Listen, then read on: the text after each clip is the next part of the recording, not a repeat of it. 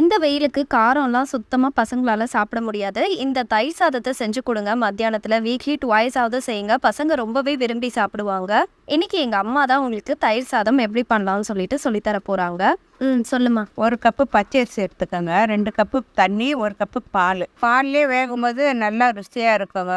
நல்லா ஒரு கரண்டிய வச்சு இந்த மாதிரி அழுத்தி கிளறி விட்டுக்கிட்டே இருங்க. சாதம் நல்லா ஒன்று சேர்ந்து வரும். தாளிப்புக்கு எண்ணெய், கடுகு, உளுந்து, பெருங்காயம், பச்சை மிளகாய், இஞ்சி, கருவேப்பிலை போட்டு தாளிக்கும். வெந்த சாதத்தை ஒரு பாத்திரத்தில் மாற்றிட்டு 2 ஸ்பூன் வெண்ணெய், 1 குழிக்கரண்டி தயிர். குழிக்கரண்டி தயிர் போதுமா? இல்லைம்மா, நம்ம காலையிலே செஞ்சிடலாமா, அதனால் அது மத்தியானம் சாப்பிட்றதுக்கு அது புளிச்சு நல்லாயிருக்கும் நம்ம பால் ஊற்றுறதுனால. இதிலே கேரட்டு, கொத்தமல்லி போட்டு நான் கலந்துக்கிட்டேன். உங்களுக்கு விருப்பப்பட்டு மாதுளம்பழம், திராட்சை எது வேணாலும் சேர்த்துக்கலாம், நம்ம இஷ்டம்தான். தாளிப்பையும் உப்பு சேர்த்து நல்லா கலரி விட்டுட்டு பசங்களுக்கும் கொடுங்க, நீங்களும் சாப்பிடுங்க. சாப்பிடுங்க.